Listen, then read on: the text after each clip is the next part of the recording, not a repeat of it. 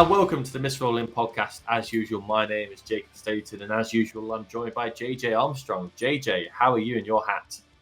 I'm very good. I'm in a hat today. For those watching, I didn't have time to shower and do my hair, so I apologise for my appearance, but I'm sure we'll get many comments saying nothing's changed there because your appearance is always bad. Happy Bank Holiday Monday, Jacob. How are you? I'm shiny, mate. Thank you. Shiny and chrome. I've been called away from painting something on the house because JJ decided he fancied getting out of bed at this time. So here we go. Terry Tips, talk to me. Yeah, let's dive straight into the weekend action. Let's talk about lovely 3 points away. Can you believe it? Now we're talking 3 away games in a row that we've now won. If you neglect the fact that they're against 3 of the worst teams ever to come up to the Premier League in recent seasons in Sheffield United, Burnley and Southampton. But a stat is a stat, Jacob. So 3 points, not. Southampton away. Talk to me. Where do you want to start? Start by saying I hate it when people do that. You're talking about across 2 seasons. That's absolute nonsense. And it counts. I want to start with the first 11. So the only 2 changes we made were Milenkovic for Bolly, which was absolutely expected. And then Elliot Anderson. I keep wanting to say Wes Anderson. Elliot Anderson came in for Danilo. Now, I have no problem with this whatsoever, but it was not expected for me, especially away. I thought Yates might be the starting partner for Sangare, but I think that might say more about Anderson's contractual expectations of playtime than it does about Yates. Again, though, I'm still happy it was Anderson. I think he's a great player and he's going to be a wonderful signing, but I did expect Yates away from home 2 games into the season. Yeah, I think both Yates and Bolly can probably feel slightly disappointed not to retain their position. I thought Bolly was really, really good, really strong. I think it doesn't surprise anybody that Milenkovic has come straight in. Obviously, a new signing, commanded an okay fee. You expect with his experience he'd come straight in. But I think Bolly can sort of feel a little bit disappointed not to get a start, but he probably expects it with his age. And Yates, again, he was exceptional when he came on for Danilo. I thought he did enough to warrant a start this game. I was very surprised to see Anderson. However, I think that the 11 that we went with, as it stands, is our strongest 11. Moreno coming in might change that, but as it stands, I think it was a really good starting 11, and I was really happy.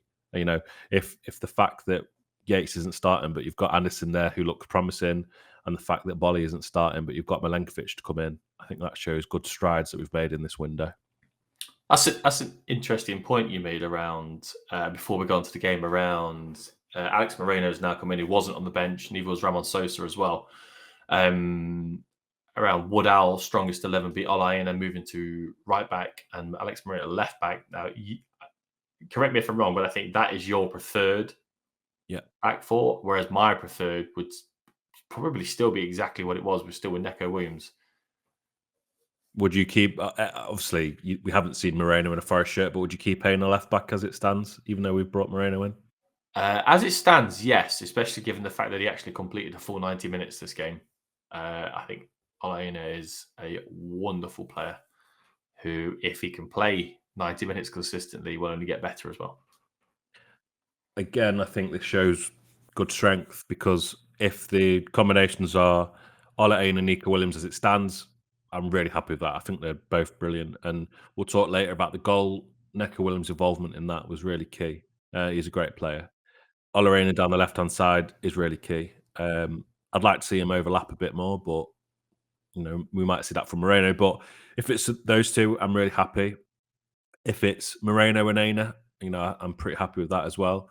And if it's Moreno Williams, whatever combination of these 3, I'm feeling pretty confident about. So I think in recent seasons, fullbacks have always been a little bit difficult for us in terms of depth. So yeah, really interested to see the 2 that end up starting regularly this season. But I think any combination of it, we're going to be in for a bit of a treat. So happy days. Happy days. Happy days is true. And on to happy days. In the first half, JJ, I thought we were very controlled. We could have been 2-0 up. Didn't necessarily have the possession, but what we did with it was fantastic. So some great one-touch play. I've seen a stat. This stat is for the overall game, but I'm sure it was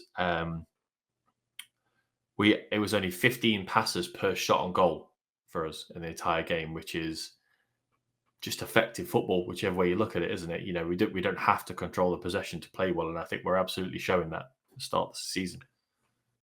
Yeah, possession means absolutely nothing in football these days, particularly if you play like Southampton do. Meaninglessly passing it amongst the back three and not really doing anything with it. You can have 99% of the possession if you want, but if that 1% that the other team has is effective and contributes chances, then it's obviously better. So I thought Southampton were really poor with their possession. Possession, I think that's the only stat they ended up winning on, or probably other than fouls and yellow cards because they were a bit filthy. But they did nothing with it. And what we did, like you say, is effective football. And it's quite nice to see that transition to a team that can.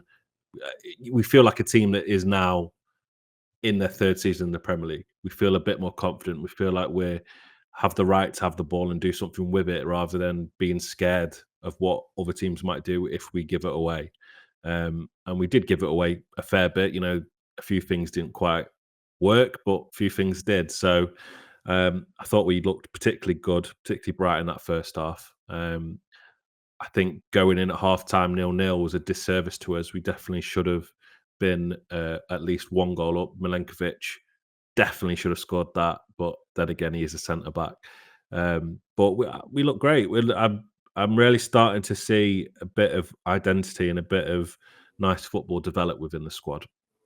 Yeah, absolutely. I think it was very nice to me to see the last week against Bournemouth, and there were flashes of the one-touch passing, and I think we were very good in that Bournemouth game.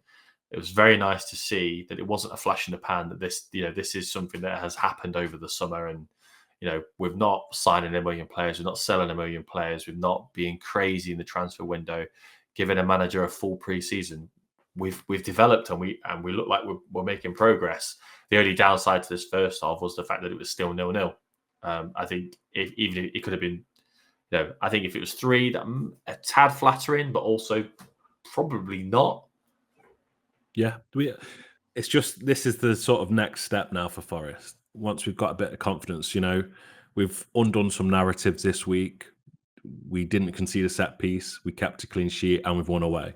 So now that we can start to get rid of some of these narratives, hopefully, and build on confidence, and I think the chances will come, particularly if looks like we're going to get another striker in. So we might improve in that area. But I just think if we can continue to play like this, the confidence will start to emanate from us, and that's when we're going to bury some of these chances. Because on another day, it could have been 3. We'd still had some good chances. On another day, Sangari's shot falls underneath the bar from long range, and it's an absolute screamer. Another day, Milenkovic puts it in. Another day, Chris Wood doesn't head it straight at the keeper. He heads it across goal and someone bangs it in. There's all these things. Another day, it doesn't come off. Nico Williams' shot doesn't deflect off a Southampton player and goes in. But what I like is we're trying. And often you look at teams sometimes like Arsenal this season, we beat them. If you're passing around the pitch but not actually having a go, you're not going to score. But whilst we're not putting the chances away, the fact that we're trying and we're not afraid to shoot from outside the box, which I thought is something that we've lacked in recent seasons, shows promise to me. Yeah, it's that classic thing, isn't it? If you don't buy a ticket, you can't win the prize, can you? And that's exactly. That feels very much like what we're trying to do so far this season. And then so going into the second half, no early changes this time, which I was pleased to see. Southampton, I can't really put my finger on how they changed the game, really, but they did. They're a bit more. They had a bit more spark, didn't they? They're a bit quicker. They rattled us a little bit. It wasn't quite as comfortable as the first half, was it? I mean, I'm not saying they were the better team. I think it was quite 50-50 in the second half, but they certainly showed up. I think it's probably the best way of putting it. Probably gained confidence from the fact that it was still 0-0. I think that's their half-time talk, isn't it? Is you're getting absolutely dominated here, but it's still 0-0. So let's go and put them to the sword. I think that was their team talk written. I don't think they were good. I think they were still poor. I think Southampton will probably be the worst team we play this season based on what I've seen here, because this is their first home game of the season. I thought they were really poor. Um, Almost looking forward to the return fixture to see, because if they start to be on the receiving end of a few pastings, their confidence might dwell. This is a bad time to play them because they've got the almost excitement and confidence heading into the Premier League again. And I think after a few pastings, after a welcome to the Premier League, that might dwindle. So I thought they were really bad. They were definitely better in the second half than they were in the first. But I think this shows another element of progression and maturity from Forest, that we were able to, quash that and largely quell that without any real threat. Other years, other seasons, other games, I do think we buckle under that sort of pressure. But we managed it well. Milenkovic and Murillo were excellent. They dealt with everything that came their way, and I think that really helps. In terms of Southampton getting a foothold in the game, I think Sangare faded a little bit in that second half. And I think he seems to have done that based on what I've seen in last week and a bit of pre-season. He's certainly improved. He's certainly better. He looks like the starter to me in that first half. But I think him fading a little bit in that second half, walking a bit of a tightrope with a yellow card and looking like he should probably be sent off, probably changed his game a little bit.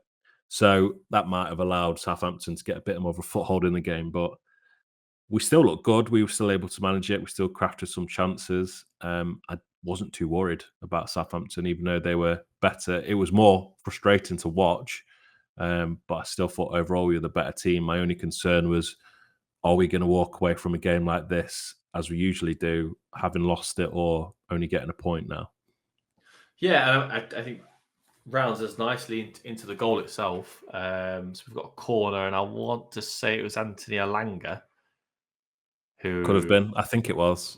Very interested to see Anthony Elanga is completely and utterly two-footed, isn't he? Because when he's playing, I was convinced he was left-footed. When he's gone to take set pieces, he's right-footed, which is stuff you don't see very often, certainly nowadays. But yeah, put some really good balls into the box this game. It comes out. Neco Williams has a shot, I think, and then who puts the ball in? So Neco Williams takes a shot, deflects, immediately wins the ball back, which is great from him. And then Hudson-Odoi delivers a lovely ball in, floats it beautifully for Gibbs-White, who I think he said after that he meant to put it across the goal, not have a shot, but it came off the Southampton defender and he was there to follow in. I think it was going in though. I think yeah. I just think he basically said he didn't mean it, but then was lucky enough to get the follow up. So fair play to him. Yeah, and it's good following up and smashing it into the back of the net and dropping the whole things in the ears celebration not once but twice. It's always nice when those away goals happen in front of the away end, doesn't it? Especially satisfying when those clubs have put the away fans to the side rather than behind the goal because they're bottle jobs. But yeah, very, very nice. Very nice goal. Well, scrappy goal, but very nice. Very good time to get the goal as well. It kind of took them really out of their stride. And whilst I still think the rest of the game was pretty 50-50, to your point, I never thought we were in danger. We made some good substitutions of Nico Dominguez and Yates coming on for Sangare and Anderson, Taiwo coming on for Chris Wood. And then into added time, we also put Bolly and Jota Silva on for Hudson-Odoi and Gibbs-White. So really taking it to a back five and shutting up shop, which I don't mind 1-0 up in the 92nd minute at all in the slightest. It's just, just well-controlled game after the goal, I think. Yeah, I think the goal was came at a great time, like you say. I think our set pieces in general that game were woeful. I think they were really, really poor, and it shows what you can do when you actually get the ball into the mixer. I think Elliot Anderson's set pieces were really poor. I thought Elanga's were pretty good. Anderson was bad. His set pieces were bad. Sorry, I thought he had a good game. But in pre-season, some of his deliveries were exceptional, and I thought, hang on, this is going to change a little bit. We used to see that with James Garner, didn't we? So his ball into the box would either hit someone on the head and fly into the back of the net, or it'd be terrible. And I think And I'm not making excuses for anyone, but I think sometimes there are some set piece takers who are aiming for a specific player or position or something. So that ball into the box is either absolutely rubbish because they haven't been able to do that, or it flies into the back of the net. And you have some set piece takers who are just putting it in the mixer.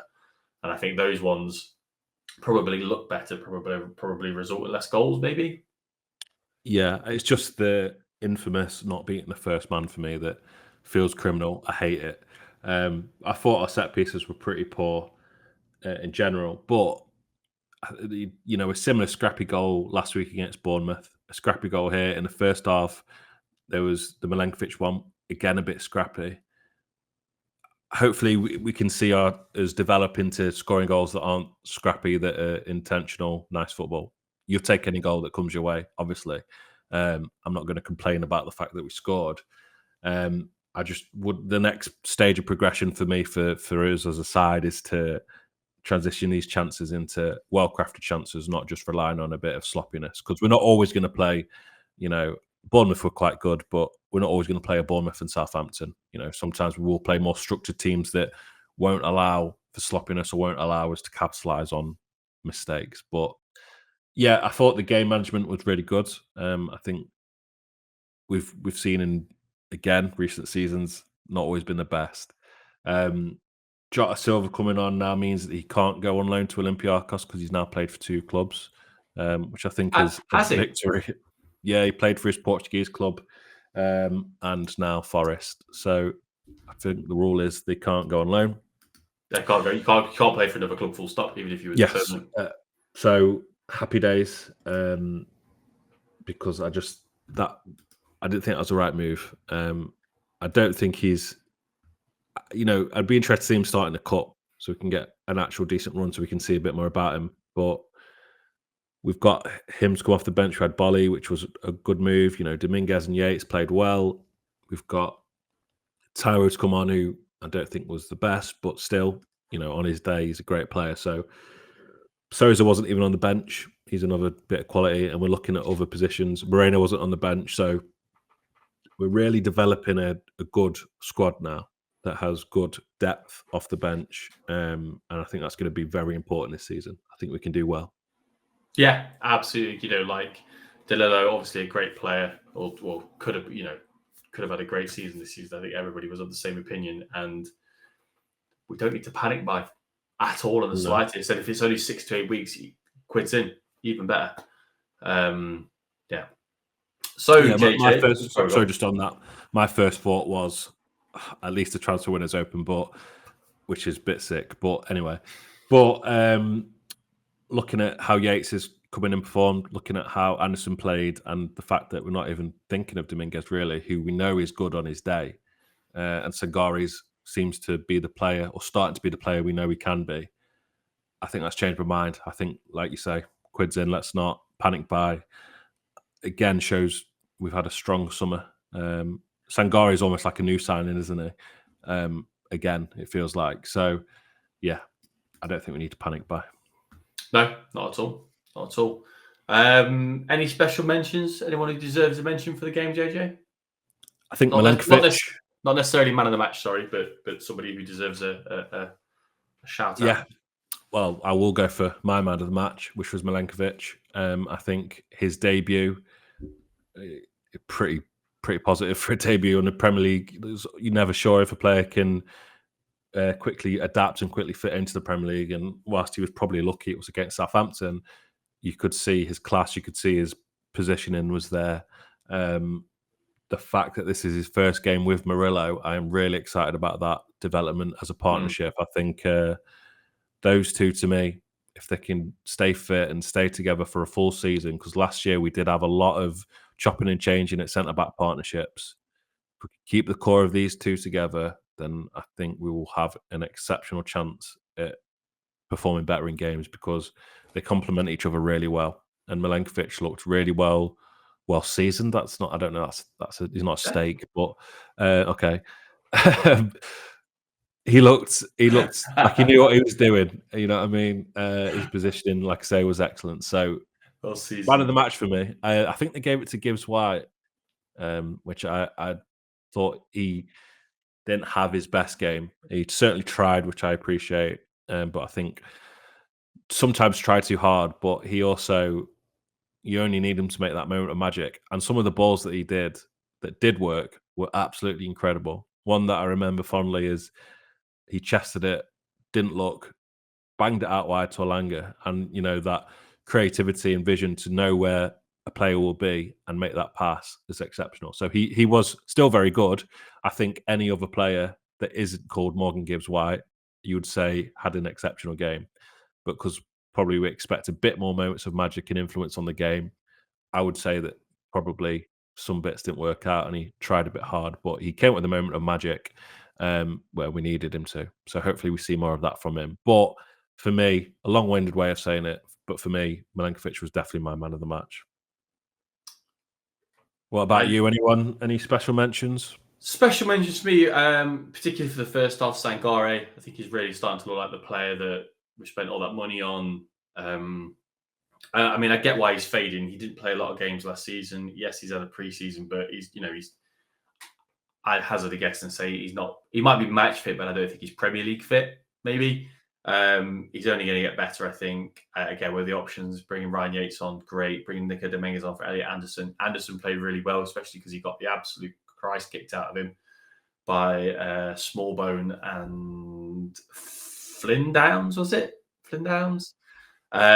Filth. Murillo, again, very solid. I think we're going to talk less about Murillo this season, and not because he's not playing as well, but because he's not going to look as outstanding because he's actually in a settled back four with good partners. That's not to say anything about Omar Bamidele and Joe Wall and all that at the start of the season, but I just think with Milenkovic or Bolly next to him, he's going to look less like the standout centre back, if that makes sense. Personally, as well, another shout out from me is the fact that the back four finished the game. The back four finished the game. If this is our first choice back four, that is crucial for the season. And I think I made a comment in our first podcast before the first game of the season that if our starting 11 can play 70% of the games this season, we're going to do significantly better this season. And this is 2 weeks in a row. We've played well. We've got 4 points, unbeaten start to the season because that team is so solid and set, but we have good pieces to move in and out. Square, was it round pegs and round holes type thing? Billy Davis, I just think it's an exceptional position to be in right now. But yeah, my special mention is for first half Sangare. Yeah, I've got one more. Sorry. Go on. Then we can move Go on. Callum Hudson-Odoi.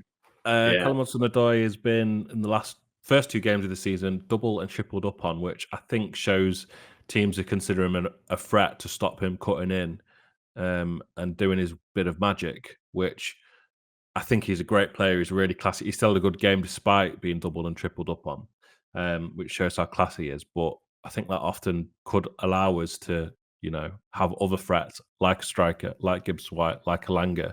It takes players out of the game. So I think we can start to capitalise on that. And I think if Alanga then starts playing well and doing what he did in flashes last season, they're going to want to double up on him as well. So that's a sign of a team that can be quite dangerous. So a really classy player. Other teams recognise his threat, and I can't believe still that we got him for so little. And held on to him. So, yeah, special mention to him as well. Yeah, absolutely. I think it's a good shout. Again, with the settled team, the front four, especially if we sign Jimenez, good Lord, if we could keep that front four fit this season, we're going to have great games. We're going to have good days. Absolutely are. Speaking of good days, before we move on, here we go. Let's have a look at the stats from after the game against Southampton. So, possession-wise, Southampton has 65% of possession, but this is where it gets interesting. Shots, Forest had 23 to Southampton's 5. Shots on target, Forest had 8 to Southampton's 1. For the XG merchants out there, Forest XG was 2.31. Southampton's was 0.2. Means absolutely nothing to me. Completed passes, Forest had 288, whilst Southampton did 583, which shows that it doesn't really matter how much you pass it, as long as you do something with it. Pass accuracy, 91% Southampton, 83% Forest. Touches in opposition box, 33 for Forest to Southampton 19, and distance covered 102 kilometres from Southampton, 99.1 from Forest. But I think that tells a picture there of the stats that matter, that it was pretty much domination for Forest, even though they didn't have the possession. I think that, the fact they've had double our passes, nearly. Yeah. Yes, double. Sure. Sure. Double our passes with nearly 10% more accuracy. Still had 19 touches in the box isn't few, and they covered an extra 3 kilometers more overall. Shows just how completely and utterly ineffective Southampton are, and that they're reading that they're starting to scream, "We're going to get less points than Derby." Yeah, especially the bloke on the left, Russell Martin, will get sacked before Christmas because he looks like he's a ticking time bomb. He looks like he's a few games away from standing on the street curb with a bottle of whiskey in hand. Look at him, dishevelled rubbish.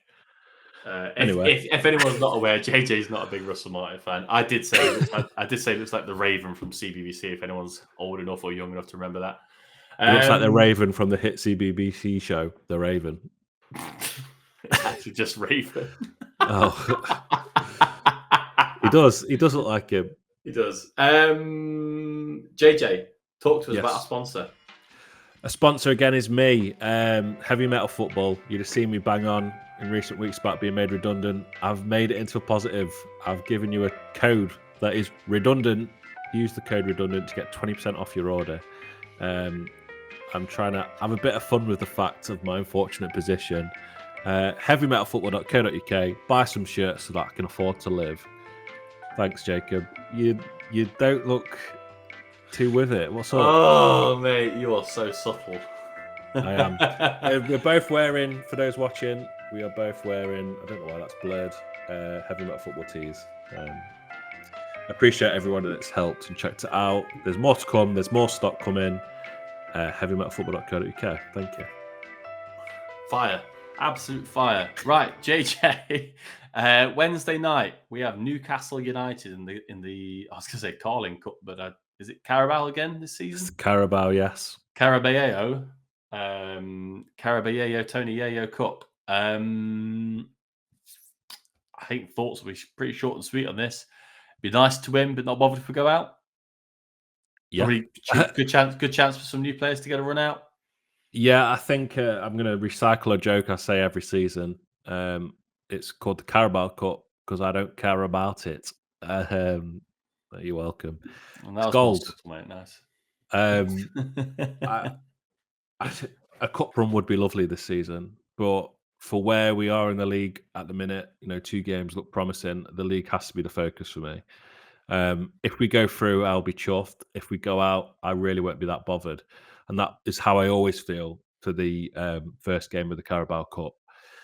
I know there's purists out there that will be fuming at me saying that. People do tend to get a bit upset about it because they say we need to win every game. But if it's at the expense of a league run, I'd rather have the league all of the time.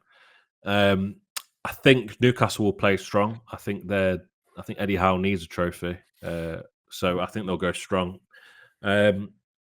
We've got a great chance, really, when you think about it, to make 11 changes and still look quite strong as a team.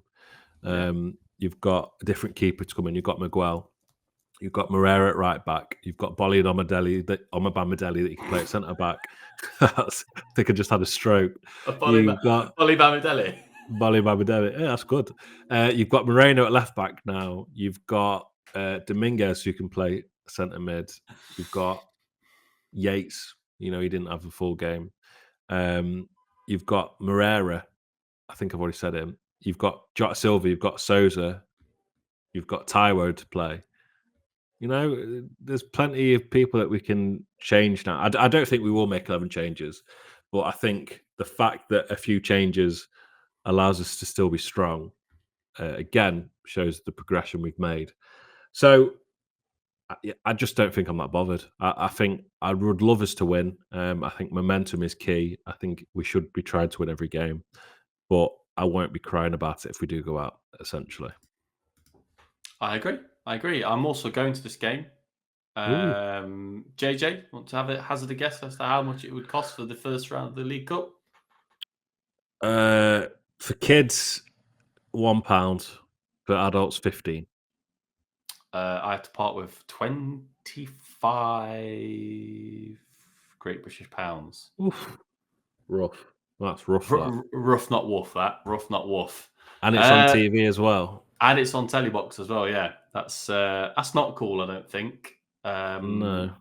No. But JJ, transfer talk. Apparently, Eddie Nketiah is off, according to Here We Go Fabrizio. But also, according to Here We Go Fabrizio, we've doubled down on Jimenez, which I'm not sad about in the slide. Don't get me wrong. I think Nketiah would probably be a good signing. I think his stats look, or he's like stat padding in reverse because he can make so many appearances off the bench. I think when he did cover for whoever Arsenal, Jesus, isn't it? They play up front last season before they went with putting Havertz up front. I thought he did pretty well. I think I said last time, if I've got to pick one, it's got to be the person who scored more goals last season than everyone scored in their entire career. I think that's as succinct as I can put it. But I don't really think we're in for anything else. I don't think we need anything else, do we? No, I mean, it looked like Nketiah was our number one target, and I'd swung myself around and convinced myself that it would be really good. And then as soon as I get around to that way of thinking, it's off, and now we're back in for Jimenez. So I don't know. Either one of them for me now. Just get it done. I think that's the most important thing. Just get it over the line, and I think I'll be happy. I really don't think we need much else. If we do, it has to strengthen the squad. If we're just buying players for the sake of it, like you'll talk about a link that's been made this morning from the Daily Mail, that screams buying for the sake of it and makes no sense. If we can avoid doing that. Andreas Pereira? Yes. Yeah, I don't. They say, it's the Mail, isn't it? So it's absolute nonsense for a start. But they said that because we've lost out on Nketiah, we're going for Andreas Pereira. Those two things don't correlate. So one's a striker, one's a centre midfielder. Yeah. I don't think we need much else. If they want to go for Ramsdale, fine. Don't think we need it. Will he be better than Sells? Maybe.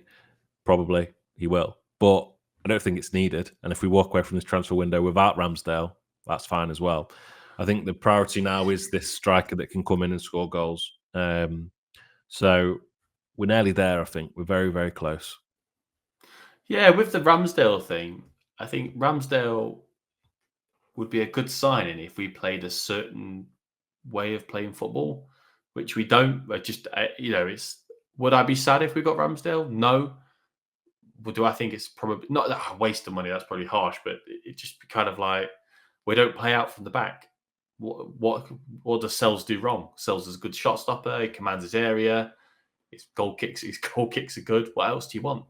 Yeah, I think Sells is fine. We've not seen Miguel yet. I hopefully can see it back to the Newcastle game. Hope we can see him on Wednesday because I just would like to see how he actually is properly. But yeah, I think just a striker for me, and then we're there. And anything else has to be an improvement to the squad. Yes, 100%. 100%. Then on Saturday, JJ, we have got Wolverhampton Wanderers. That's a bit of a derby. Well, not a derby, but a bit of a rivalry. It's spiced, isn't it? There's a bit of bite to it. Spicy. I look forward to this game now. I like that kind of natural rivalry that comes out of seemingly nothing. But yeah, I think it'll be a good game. I wasn't expecting the absolute drubbing they got from Chelsea yesterday, but I think Chelsea can do that too. I think Chelsea have looking at a team, absolutely have the potential to do that to anyone, and I include the top six in that. I think you got to catch them on their good day, and they can do it. But I wasn't expecting that yesterday. Who did Wolves play in their first game? I think they did pretty well, didn't they? I don't think have they won this? I think they won, but I think they did all. They lost 2-0 to Arsenal, which is a bit unfortunate. Arsenal and Chelsea. Yeah, that's a rough, not rough start to the season, isn't it? So yeah, I think it'll be a good game. I'm still going to predict a 1-0 Forest win. Stick me neck out. Yeah, I don't know. I think more of the same. If we can come out of that game, yeah, take a draw. To be honest, come out of that game unbeaten. That is a solid start to the season. Definitely. They got drubbed by Chelsea, but like you say, Chelsea can dish out batterings, but also receive them. They're such a weird, inconsistent team. They're capable of anything. So I don't think we can read too much into that. There might be a few people thinking they lost 6-2. We'll absolutely hammer them. I don't think that's true. I think, again, this will be, I think they're similar to Bournemouth, where we're etching up a bit to more their level now. So I think it will be similar to the Bournemouth game. And I think it'll be a difficult game. It has a bit of needle to it, has a bit of bite to it over recent seasons, which I do like. It's nice to have a bit more of a feisty game, all because somebody put their fingers in their ears, which sounds mental, but it is the catalyst to all of this. But I think it'll be difficult. I don't think people should expect us to walk into this and be guaranteed to get anything from it. I like what I've seen from us so far. I would love a home win. I think the crowd as well have seen a team so far unbeaten. I know it's only 2 games, but seeing flashes of promise. I think the crowd will be up for it, especially with the bit more needle that this fixture has. So I just think it will be a good game. I'm going to predict 1-1. I think all our games seem to end 1-1, and I think we'll be more evenly matched. I think it'll be very similar to the Bournemouth game, but goes without saying, I love 3 points. Like you say, though, is it the international break after this game already, or am I making it up? I think so, because then there's a gap before we play Liverpool away, isn't there? Let's have a look. So we've got next week, and then there's like a 2-week gap. If it is the international break, then you're heading into that first international break unbeaten, with 5 points on the board minimum would be class. Really positive start to the season to build upon as we're going to gel more. So I think as long as we don't lose, important. But if we can get 3 points, and the international break on 7 points, that's huge. That's a huge start to the season. We can really build on it. So looking forward to it. Really looking forward to watching it. Yeah, me too. Me too. I think that's it, JJ. I think that's it for this week. That is it. That is it. That's me raising the roof for anyone who's listening, not watching. If you joined us for the first time, thank you for finding us. And if you've come back again and again and again and again and again and again and again and again and again, God knows we love you. You Reds.